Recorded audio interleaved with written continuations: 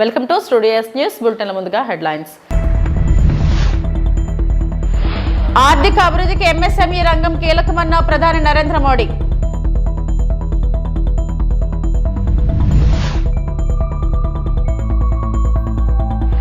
$45.72 మీటర్ల ఎత్తుకే పోలవరం ప్రాజెక్టుపై మంత్రి నిమ్మల.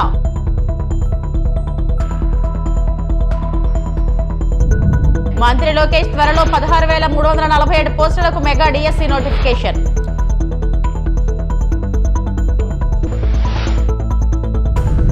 బడ్జెట్ అనంతర వెబినార్ సందర్భంగా ప్రధానమంత్రి నరేంద్ర మోడీ ఎంఎస్ఎంఈ రంగాన్ని బలోపేతం చేయడానికి ప్రభుత్వం నిబద్ధతను ఎత్తి చూపారు.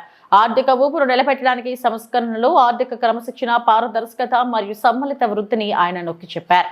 అంతర్జాతీయ భాగస్వామ్యాలను ఉపయోగించుకోవాలని తయారీదారులను మోడీ కోరారు. మరియు ఆర్థిక సవాళ్లను అధిగమించడంలో, భారతదేశ వృద్ధిని వేగవంతం చేయడంలో మరియు పోటీతత్వ ప్రపంచ ఆటగాడిగా దానిని నిలబెట్టడంలో స్వావలంబన మరియు సంస్కరణల ప్రాముఖ్యతను నొక్కి చెప్పారు. कार्यकाल का पहला पूर्ण बजट था. इस बजट की सबसे खास बात रही अपेक्षाओं से अधिक डिलीवरी. कई सेक्टर्स ऐसे हैं जहां एक्सपर्ट्स ने भी जितनी अपेक्षाएं की थी उससे बड़े कदम सरकार ने उठाए और आपने बजट में देखा है. मैन्युफैक्चरिंग और एक्सपोर्ट को लेकर भी बजट में महत्वपूर्ण फैसले किए गए हैं. साथियों, आज देश एक दशक से भी ज्यादा समय से सरकार की नीतियों में इतनी कंसिस्टेंसी देख रहा है. बीते 10 वर्षों में भारत ने लगातार रिफॉर्म्स, फाइनेंशियल डिसिप्लिन, ट्रांसपेरेंसी और इंक्लूसिव ग्रोथ को लेकर अपनी प्रतिबद्धता दिखाई है. कंसिस्टेंसी और रिफॉर्म्स का एश्योरेंस एक ऐसा बदलाव है जिसकी वजह से हमारी इंडस्ट्री के भीतर नया आत्मविश्वास आया है. मैं मैन्युफैक्चरिंग और एक्सपोर्ट से जुड़े प्रत्येक स्टेक होल्डर को ఈ నెలలోనే డిఎస్సి నోటిఫికేషన్ విడుదల చేస్తామని విద్యాశాఖ మంత్రి లోకేష్ ప్రకటించారు. శాసనమండలిలో వైసీపీ సభ్యులు అడిగిన ప్రశ్నకు లోకేష్ సమాధానమిచ్చారు.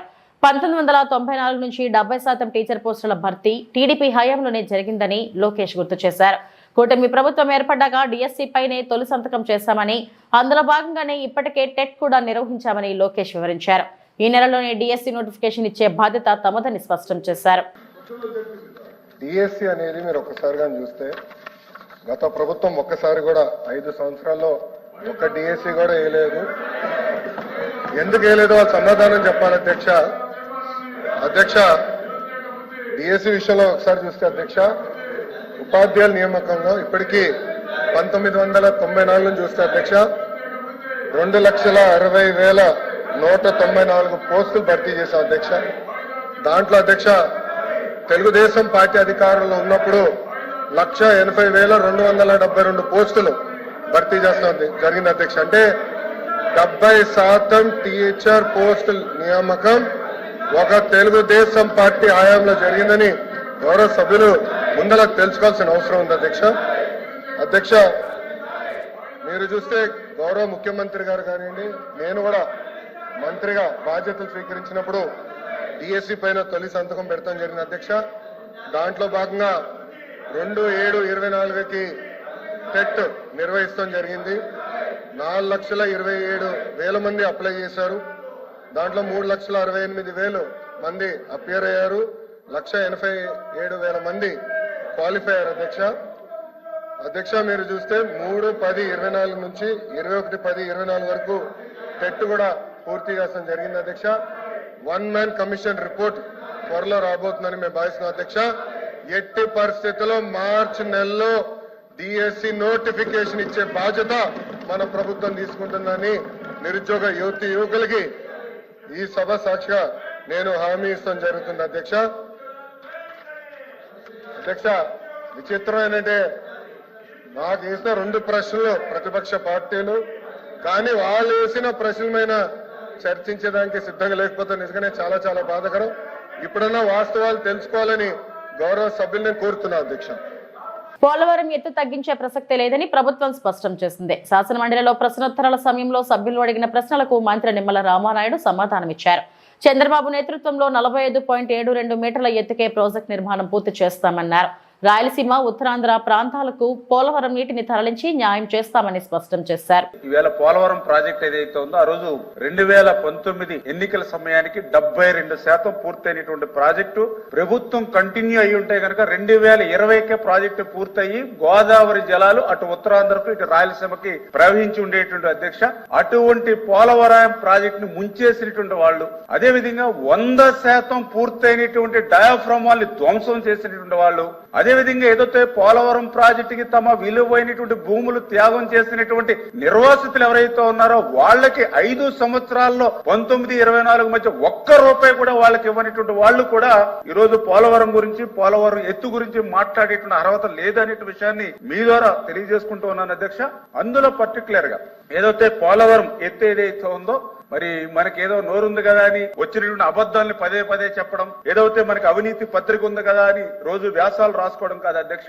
నేను ఈ సభ ద్వారా కూడా ప్రజలకు తెలియజెప్తూ ఉన్నా, పోలవరం ఎత్తు 41.15 మీటర్లని గాని, పోలవరం ఎత్తు 45.72 మీటర్లని గాని, పోలవరంలో ఫస్ట్ ఫేజ్ సెకండ్ ఫేజ్ అని గాని 2019 మే ఎన్నికల ముందు వరకు కూడా ఎక్కడైనా ఉందా నేను అడుగుతూ ఉన్నా. ఈ రోజు అంటే 2019 మే నెల ముందు వరకు కూడా ఎక్కడ కూడా ఫస్ట్ ఫేజ్ లేదు, సెకండ్ ఫేజ్ లేదు, 41 అని లేదు, 45 అని లేదు. ఓన్లీ పోలవరం ప్రాజెక్టు 45.72 అని మాత్రమే 2019 మే ఎన్నికల వరకు కూడా తెలుగుదేశం ప్రభుత్వ హయాంలో ఉంది అధ్యక్ష. ఇదన్నీ కూడా రికార్డ్స్. ఏదో మేము ఈ రోజు అధికారంలో ఉన్నారని మేము మాట్లాడటం కదా, రికార్డ్స్. మీరు కూడా చెప్తూ ఉన్నా, ఎక్కడైనా 2019 మేకు ముందు ఎక్కడైనా ఫస్ట్ ఫేజ్ సెకండ్ ఫేజ్ అని 41, 45 అని ఎక్కడ రికార్డ్స్ లో గాని, మినిట్స్ లో గాని, ఎక్కడైనా లేఖల్లో గాని, ప్రపోజల్స్ గాని ఉంటే చూపించమని అడుగుతూ ఉన్నా. అంటే పదే అబద్ధాలు చెప్పడమే అలవాటైనటువంటి పరిస్థితుల్లో ఇటువంటి ఆరోపణలు అధ్యక్ష. చాలా క్లియర్ గా దానికి ఎవిడెన్స్ కూడా నేను చెప్తూ ఉన్నా. ఏదైతే 2019 ఫిబ్రవరి 18వ తారీఖు అధ్యక్ష, ఏదైతే technical advisory committee TSC committee 2019 ఫిబ్రవరి 18న 55,548 కోట్లకు ఆమోదం చెందింది అధ్యక్ష. ఆ రోజున్న ప్రభుత్వం తెలుగుదేశం ప్రభుత్వం, ఆ రోజున్న ముఖ్యమంత్రి చంద్రబాబు నాయుడు గారు 55,548 కోట్లకు అక్షరాల మరి ఏదైతే టెక్నికల్ అడ్వైజరీ కమిటీ ఆ రోజు ఆమోదం పొందినటువంటి రికార్డ్స్ అధ్యక్ష ఇవన్నీ కూడా. మరి అదేవిధంగా ఈ రికార్డును బేస్ చేసుకునే 2020 అంటే తర్వాత వచ్చినటువంటి ప్రభుత్వంలో కూడా 2020లో ఏదైతే దీన్ని బేస్ చేసుకుని మరి ఆ రోజు కూడా చాలా క్లియర్ గా ఆర్సీసీ అంటే రివైజ్డ్ కాస్ట్ ఎస్టిమేషన్ ఏదైతే ఉందో వాళ్ళు కూడా 47,617 కోట్లకు ఆమోదించారు అధ్యక్ష. అంటే 2020 వరకు కూడా ఎక్కడ కూడా ఫేజ్ 1, ఫేజ్ 2 అని గానీ 41, 45 అని లేదు అధ్యక్ష. మరి ఎప్పుడు వచ్చింది 41, 45? లేదంటే ఏదో హైదరాబాద్ అంబర్పేట కొత్త ఫ్లైఓవర్ కింద భారీ అగ్ని ప్రమాదం. హైదరాబాద్ అంబర్పేట కొత్త ఫ్లైఓవర్ కింద భారీ అగ్ని ప్రమాదం జరిగింది. నిర్మాణ పనుల కోసం నిర్మించిన షెడ్లలో మంటలు చెలరేకాయి. అగ్నిమాపక సిబ్బంది మంటలను అదుపు చేయడానికి తీవ్రంగా శ్రమిస్తున్నారు. మరోవైపు దట్టమైన పొగతో స్థానికులు, వాహనదారులు ఉక్కిరిబిక్కిరి అవుతున్నారు.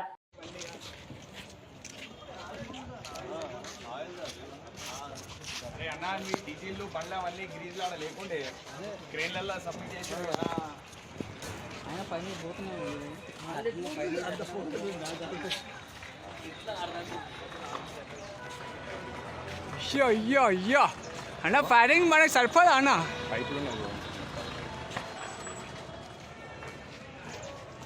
అన్ని పైపులే.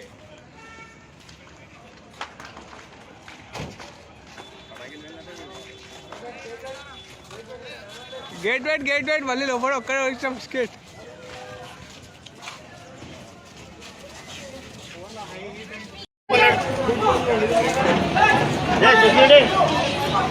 బాబు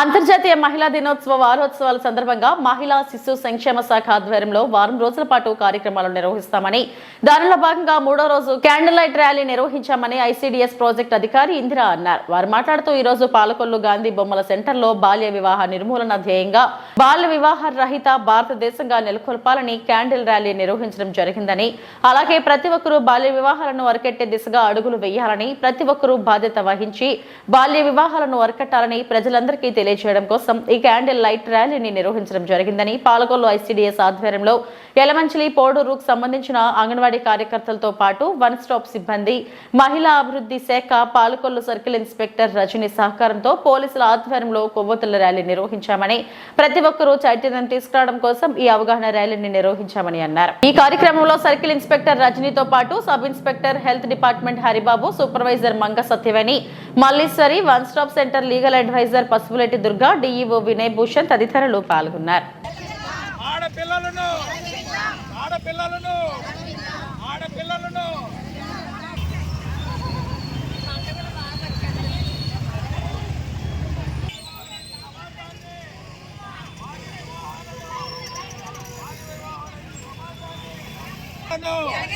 బాల్య వివాహాలను, బాల్య వివాహరహిత సమాజాన్ని, బాల్య వివాహరహిత సమాజాన్ని, బాల్య వివాహాలను, బాల్య వివాహరహిత సమాజాన్ని, ఆడపిల్లలను, ఆడపిల్లలను, ఆడపిల్లలను, ఆడపిల్లలను, ఆడపిల్లలను, బాల్య వివాహాలను, బాల్య వివాహరహిత సమాజాన్ని.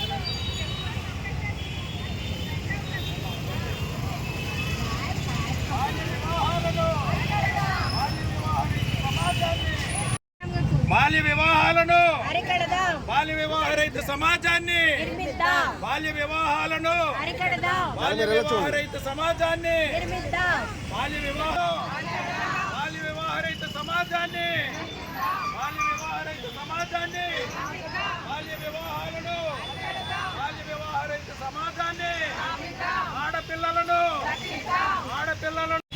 అంతర్జాతీయ మహిళా దినోత్సవ వారోత్సవాల సందర్భంగా 1వ తారీఖు నుంచి 8వ తారీఖు వరకు వారమంతా కూడా కొన్ని కార్యక్రమాలని ప్లాన్ చేయడం జరిగింది. డిపార్ట్మెంటు మహిళాభివృద్ధి శిశు సంక్షేమ శాఖ తరఫున 1వ తారీఖు నుంచి 8వ తారీఖు వరకు జరిగే కార్యక్రమాల్లో భాగంగా ఈరోజు 3వ తారీఖున candle light service, eradication of child marriages, బాల్య వివాహాలని అరికెట్టే దిశగా ప్రతి ఒక్కళ్ళు కూడా బాధ్యత వహించాలని, బాల్య వివాహాలు అరికట్టాలని ఆ ప్రజలందరికీ తెలియజేయడం కోసం ఐసీడీఎస్ ప్రాజెక్టు పాలకొల్లు పరిధిలో ఉన్న ఆ 3 మండల హెడ్ క్వార్టర్స్లో కోడూరు, పాలకొల్లు, యలమంచిలి 3 మండలాల్లో కూడా ఈరోజు క్యాండిల్ లైట్ సర్వీస్ చేస్తున్నాం. మేము ఈ క్యాండిల్ లైట్ సర్వీస్లో బాల్య వివాహాలను అరికట్టాలి, తప్పనిసరిగా ఆడపిల్లలు బాగా చదువుకొని వాళ్ళ కాళ్ళ మీద వాళ్ళు నిలబడి మరి ఒక్క పౌరుడు కలిగి ఉండాలనే నినాదాన్ని మేము ఈరోజు ప్రజలందరికీ తెలియజేయడం జరిగింది. మాతో పాటు హెల్త్ డిపార్ట్మెంట్ నుంచి హరిబాబు గారు, అలాగే ఓఎస్సి వన్ స్టాప్ సెంటర్ నుంచి దుర్గ గారు, అలాగే మా పాలకొల్లు ప్రాజెక్టు పరిధిలో ఉన్న అంగన్వాడీ కార్యకర్తలు, ఆయాలు అందరూ కూడా ఈ కార్యక్రమంలో పాల్గొనడం జరిగింది. రోజున అంతర్జాతీయ మహిళా దినోత్సవం సందర్భంగా మరి వారోత్సవాల కార్యక్రమంలో భాగంగా మరి మార్చి 1వ తారీఖు నుంచి 8వ తారీఖు వరకు జరిగేటటువంటి వారోత్సవాల్లో ఈ రోజున ప్రత్యేకంగా క్యాండిల్ ర్యాలీ కార్యక్రమం ఐసీడీఎస్ మరియు వన్ స్టాప్ సిబ్బంది, అలాగే మహిళాభివృద్ధి శాఖ, అలాగే మహిళాభివృద్ధి శాఖ మరియు ఇతర డిపార్ట్మెంట్ల ఆధ్వర్యంలో పోలీస్ డిపార్ట్మెంట్ వారు సిఐ గారి సహకారంతో ఈ రోజున క్యాండిల్ ర్యాలీ చేయడం జరిగింది. క్యాండిల్ ర్యాలీ యొక్క ముఖ్య ఉద్దేశం ఏంటి అంటే బాల్య వివాహాలను అరికట్టాలి. బాల్య వివాహాలు చేసుకుంటే అనేక అనర్థాలు ఉన్నాయి. బాల్య వివాహాలు చేసుకోవడం వల్ల వాళ్ళు శారీరకంగా మానసికమైనటువంటి నష్టపోవడం జరుగుతుంది బాలిక, అలాగే పుట్టబోయే పిల్లలు కూడా నష్టానికి గురవుతున్నారు. కాబట్టి ఈ బాల్య వివాహాలను అరికట్టడంలో అందరికీ కూడా అవగాహన కల్పించడం జరుగుతుంది. ఆడపిల్లను పుట్టనిద్దాం, ఎదగనిద్దాం, బ్రతకనిద్దాం, రక్షిద్దాం ఈ నినాదంతో బాల్య వివాహ రహిత సమాజాన్ని ఏర్పాటు చేద్దాం. బాల్య వివాహాలను అరికడదామని చెప్పేసి ఈ కార్యక్రమంలో మేము చేయడం జరుగుతుంది. కాబట్టి ప్రతి ఒక్కరు కూడా అవగాహన కల్పించుకుని బాల్య వివాహాలను అరికట్టండి, బాలికలను రక్షించండి. పశ్చిమ గోదావరి జిల్లా తణుకు మండలం ప్రభుత్వ హాస్పిటల్ నందు సమస్యల పరిష్కారం కోరుతూ AP medical contract workers union AITUC ఆధ్వర్యంలో విధులు బహిష్కరించి సమ్మె చేస్తున్న తణుకు జిల్లా ప్రభుత్వ ఆసుపత్రి కాంట్రాక్ట్ పారిశుద్ధ కార్మికులు డిమాండ్స్ 5 నెలల వేతన బకాయిలు చెల్లించాలి, 29 నెలల పీఎఫ్ సొమ్ము జమ చేయాలి, 150 పడకల జిల్లా ప్రభుత్వ ఆసుపత్రి స్థాయికి అనుగుణంగా పారిశుద్ధ కార్మికులను నియమించాలి. కోనాల భీమారావు అధ్యక్షులు AP medical contract workers union Tanuku జిల్లా ప్రభుత్వ ఆసుపత్రిలో కాంట్రాక్ట్ పారిశుద్ధ్య కార్మికులుగా పనిచేస్తున్న పారిశుద్ధ్య కార్మికులు వారి న్యాయమైన సమస్యల పరిష్కారం కోరుతూ ఈ రోజు నుంచి అనగా 4/3/2025 నుంచి విధులు బహిష్కరించి వీళ్ళ సమ్మెలో పాల్గొంటూ ఉన్నారు. వీళ్ళ సుదీర్ఘకాలంగా ఉన్నటువంటి సమస్యల పరిష్కారానికి ఎన్నోసార్లు అధికారులకి ప్రజాప్రతినిధులకి విన్నవించుకున్నప్పటికీ సమస్యల పరిష్కారం చేయడానికి ఏమాత్రం ముందుకు రానటువంటి పరిస్థితుల్లో, అలాగే గత 5 నెలలుగా కనీసం జీతాలు కూడా ఇవ్వలేనటువంటి పరిస్థితి, ఇచ్చే జీతాలు అతి తక్కువ వేతనాలు, ఆ వేతనాలు కూడా సకాలంలో ఏ నెల కాలాలు ఇచ్చేటువంటి పరిస్థితి లేదు. 5-6 నెలల కాలంగా జీతాలు పెండింగ్లో ఉండడం జరుగుతూ ఉంది. అట్లాగనే పీఎఫ్కి సంబంధించి 29 నెలలుగా కార్మికుల ఖాతాలో పీఎఫ్ సొమ్ము జమ చేయట్లేదు. ఎన్నిసార్లు జిల్లా ఉన్నతాధికారుల దృష్టికి, వైద్య విధాన పరిషత్తు అధికారులకి, అట్లాగనే ప్రజాప్రతినిధుల దృష్టికి తీసుకెళ్ళిన వీటిపైన ఏమాత్రం కూడా పరిష్కారానికి ఎవరు కూడా ముందుకు రాలేనటువంటి పరిస్థితి ఉంది. ఇవాళ పెండింగ్ వేతనాలు, ఇవాళ ఇస్తున్నటువంటి వేతనాలే అతి తక్కువ వేతనాలు. ఈ వేతనాలు కూడా నెల ఇవ్వకపోతే వాళ్ళు ఏం తిని ఈ ఉద్యోగాలు నిర్వహించాలి, ఈ విధులు నిర్వర్తించాలో అధికారులు ఆలోచించుకోవాల్సినటువంటి అవసరం ఉంది. కనీసమైనటువంటి నెల వేతనాలు ఇవ్వని పరిస్థితి. అట్లాగనే తణుకు ప్రభుత్వ ఆసుపత్రి దాదాపుగా 150 పడకలకు పైన విస్తరించి జిల్లా హాస్పిటల్గా చేశారు. ఇది ఏరియా హాస్పిటల్గా ఉన్నప్పుడు నియమించిన 19 మంది కార్మికులతో దాదాపుగా 60-70 మంది చేయాల్సినటువంటి పనిని వీళ్లపైనే చేయించడం, ఇది తీవ్రమైనటువంటి పనిభారంతో ఇవాళ పారిశుద్ధ్య కార్మికులందరూ అనారోగ్యాలకు గురవుతూ ఉన్నారు. వాళ్ళ మీద పనిభారం తగ్గించాలి, ఒత్తిడి తగ్గించాలి, వారిపైన వేధింపులు వెన్నాడాలి. ఇవాళ హాస్పిటల్, జిల్లా హాస్పిటల్ స్థాయి 150 పడకల స్థాయికి అనుగుణంగా కనీసం మరొక 50 మంది పారిశుద్ధ్య కార్మికుల్ని పెంచాలని చెప్పి కోరుతా ఉన్నా. ఈ న్యాయమైన డిమాండ్ల పరిష్కారం కోసం ఈ రోజు నుంచి విధులు బహిష్కరించి సమ్మెలో పాల్గొంటున్నాం. మా న్యాయమైన సమస్యలు పరిష్కరించాలని ప్రభుత్వాన్ని కోరుతా ఉన్నాం. అనకాపల్లి జిల్లా నర్సీపట్నం టౌన్ పోలీస్ స్టేషన్ లో మీడియా సమావేశం ఏర్పాటు చేయడం జరిగింది. ఈ సమావేశంలో డీఎస్పీ శ్రీనివాసరావు మాట్లాడుతూ నర్సీపట్నం చెందిన రైతు మల్లేష్, నర్సీపట్నం మండలం కేఎల్పురంకు చెందిన గడ్డం రామ్ నవీన్లను నర్సీపట్నం టౌన్ పోలీసులు అరెస్టు చేశారు. రౌతు మల్లేష్ పై ఇప్పటికీ 100 కేసులు ఉన్నాయని అన్నారు. చోరీ కేసుల్లో అరెస్టైన కొన్ని కేసుల్లో శిక్ష పడి చాలా సంవత్సరాలు జైలు జీవితం గడిపాడు. ఇతనిపై రాష్ట్ర వ్యాప్తంగా వివిధ కోర్టుల్లో 66 కేసులు విచారణలో ఉన్నాయని అన్నారు. సోమవారం ఉదయం రైతు మల్లేష్, అతని ప్రధాన అనుచరుడు గడ్డం రాము నవీన్ లక్ష్మీపురం గ్రామం వద్ద గంజాయి అక్రమ రవాణా చేస్తున్నారని సమాచారంతో మాటు వేసి స్కూటీలు వస్తుండగా పట్టుకోవడం జరిగిందని అన్నారు. స్కూటీ తనిఖీ చేయగా 22 కేజీల గంజాయి ప్యాకెట్లు దొరికాయన్నారు. 2 సెల్ ఫోన్లు, 1 కీప్యాడ్ ఫోన్ స్వాధీనం చేసుకున్నామన్నారు. స్కూటీ డిక్కీలో 138 గ్రాముల బంగారం, 20 తులాల వెండి ఆభరణాలు ఉన్నాయన్నారు. అందులో 45,000 రూపాయల నగదు కూడా దొరికిందని తెలిపారు. ఈ సమావేశంలో trainee DSP Chaitanya, town CA Govindarao, rural CA Revathamma, ఎస్ఐలు జై రమేష్, ఉమామహేశ్వరరావు, నాకువరపాలెం ఎస్ఐ దామోదర్, స్టేషన్ సిబ్బంది పాల్గొన్నారు. అలాగే main Narsipatnam town SIs Ramesh, తర్వాత ఉమామహేశ్వరరావు, మాకువరపాలెం ఎస్ఐ దామోదర్ నాయుడు, అలాగే ASI Ramanamurthy Narsipatnam rural, Rajubabu head constable Golugonda, తర్వాత HC Srinu Makavarapalem, TC Srinu Narsipatnam town, TC Ramakrishna, TC Naveen, home guard Srinu వీళ్ళందరూ కూడా ఇచ్చేస్తున్నారు. అలాగే సిసిఎస్కి చెందిన అప్పలరాజు అంటే హెడ్ కానిస్టేబుల్. ఈ ఇన్ఫర్మేషన్ అంతా కూడా అసలు ఈ అక్యూజ్డ్ తను రూపురేఖలు మార్చి పూర్తిగా గుండు చేయించుకొని ఆయన ఇటు సైడ్ ట్రావెల్ చేస్తున్నాడు, 2 వ్యక్తులు వస్తున్నారు అని చెప్పేసి మాకు ఇన్ఫర్మేషన్ ఫర్నిష్ చేసింది కూడా ఈ రూట్లో వస్తుందని చెప్పేసి సిసిఎస్ హెడ్ కానిస్టేబుల్ అప్పలరాజు గారు ఫర్నిష్ చేశారంటే దాంతో ఇమీడియట్గా మా టీం కమిటీ ఎలెక్ట్ అయ్యి అక్కడ వెహికల్ చెకింగ్ చేస్తూ ఈ ముద్దాయిని 2 ముద్దాయిలను కూడా అరెస్ట్ చేయడం జరిగింది. వీళ్ళ దగ్గర నుంచి సుమారుగా 15 లక్షల రూపాయలు విలువైన ప్రాపర్టీని సీజ్ చేయడం జరిగింది. దీంట్లో ఆ రోజు పోలీసుల మీద కూడా వాళ్ళు కత్తులు పట్టుకొని రాళ్ళు ఇవ్వడం జరిగింది, కత్తులు పట్టుకొని వీరవిహారం చేయడం జరిగింది. ఆ కత్తులు కూడా కత్తి, ఐరన్ రాడ్ ఇవన్నీ కూడా ఈరోజు మీడియా సమక్షంలో ఆయన దగ్గర నుంచి తీసుకొని రావడం జరిగింది, స్వాధీనపరచడం జరిగింది. అంతకు ముందు కూడా చాలా అఫెన్సెస్ ఈ రౌత్ మల్లేష్ చేయడం జరిగింది. ముందు రోజే మీకు అందరికీ కూడా తెలుసు, గవర్నమెంట్ హాస్పిటల్ దగ్గరికి వెళ్ళి గవర్నమెంట్ హాస్పిటల్లో కూడా ఐరన్ రాడ్ పట్టుకొని వెళ్ళి హాజరు చేయడం జరిగింది. వాళ్ళెవరు కూడా ఈ మీద ఉన్న భయంతో రిపోర్ట్ కూడా ఇవ్వడానికి ముందుకు రాలేదు. ఆ రోజు వెళ్ళి టవర్ ఎక్కి నేను చచ్చిపోతాను అని చెప్పేసి ఇన్స్పెక్టర్ గారిని, పోలీసులు వీళ్ళందరూ కూడా బెదిరించడం జరిగింది. ఈయన ఏంటంటే ఈయన మీద చాలా కేసులు, నటోరియస్ క్రిమినల్ అన్నమాట. ఈయన ఎవరైనా పోలీసులు ఈయన్ని అరెస్ట్ చేయడానికి వెళ్తే వాళ్ళ మీద తిరగబడడం, వాళ్ళ మీద హత్యా ప్రయత్నం చేయడం ఇవన్నీ. ఇంతకుముందు కూడా విశాఖపట్నం టౌన్ చెందిన ఒక ఇన్స్పెక్టర్ గారు ఒక ప్రాపర్టీ ఎంక్వైరీ విషయంలో ఆయన దగ్గరికి వస్తే ఆయన మీద అటాక్ చేసి హత్యా ప్రయత్నం కూడా చేయడం జరిగింది. ఆ కేసు కూడా అందులో కూడా వాళ్ళు అరెస్ట్ చేయడం జరిగింది. అరెస్ట్ చేసి రిమాండ్కి పంపించారు. అందులో ఇంకా కొంతమందిని అరెస్ట్ చేయాల్సిన ఉంది, వాళ్ళ కొడుకులు వాళ్ళని కూడా అరెస్ట్ చేయాల్సి ఉంది. వాళ్ళు మేము మన రీసెంట్గా అరెస్ట్ చేసిన కేసులో వాళ్ళు పీటీ వారెంట్స్లో పెట్టుకొని కనెక్ట్ చేస్తున్నారు.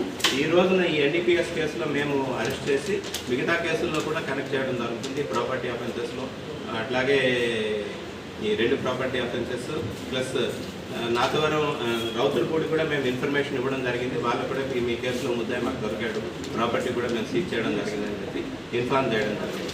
దక్షిణ నియోజకవర్గ ప్రజల కష్టాలను తన సమస్యలుగా భావిస్తూ వారికి మాజీ ఎమ్మెల్యే వాసుపల్లి గణేష్ కుమార్ ఆపన్న హస్తం అందిస్తున్నారు. తాను చేస్తున్న సేవా కార్యక్రమంలో భాగంగా అడప శివకు మెడికల్ ఖర్చులకు 10,000 రూపాయల సాయం అందించారు. దక్షిణ వైసీపీ శ్రేణులతో కలిసి ఇంటికి వెళ్లి రోగి కుటుంబాన్ని పరామర్శించారు. ప్రమాదంలో 29వ వార్డు వైఎస్ఆర్సీపీ సీనియర్ నాయకులు అడప శివ కాలు ఫ్రాక్చర్ అయ్యి ఉపాధి కోల్పోయి ఇబ్బంది పడుతున్న ఆ కుటుంబానికి భరోసా కల్పించారు. ముఖ్యమంత్రి జగన్మోహన్ రెడ్డి గతంలో పేదలకు అండగా నిలిచే పథకాలు నేడు కూటమి ప్రభుత్వంలో ఎండమావులుగా మారాయని వాసుపల్లి ఎద్దేవా చేశారు. కార్యక్రమంలో వైఎస్ఆర్సీపీ విశాఖ జిల్లా అధికారి ప్రతినిధి దొడ్డి రామానంద్, వైఎస్ఆర్సీపీ విశాఖ బీసీసీఎల్ అధ్యక్షులు సనపల రవీందర్, భరత్, 29వ వార్డు అధ్యక్షులు పీతల వాసు తదితరులు పాల్గొన్నారు.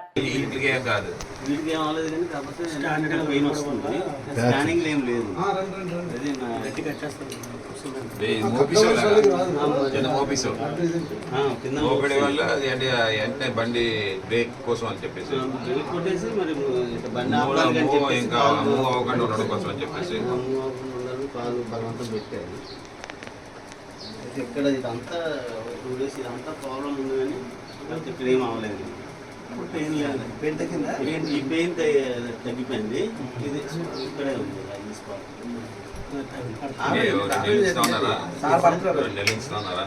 6 weeks అన్నారండి. 6 weeks అంటే ప్రాబ్లం అంటే 4 weeks తర్వాత ఒకసారి ఓపెన్ చేసి వస్తాను. 3 weeksకి ఎక్స్రే తీస్తాను. అప్పుడు ఇంకా తగ్గకపోతే పిఓపి వేస్తాను. 6 weeks అయితే ఉంటాను.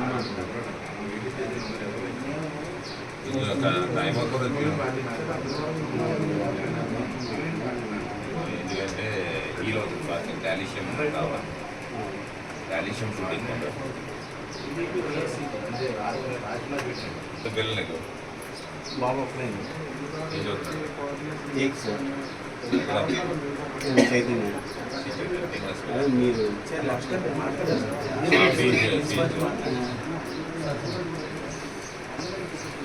ఇవి ఇప్పటివరకు నా బులెటిన్ అప్డేట్స్. నమస్తే.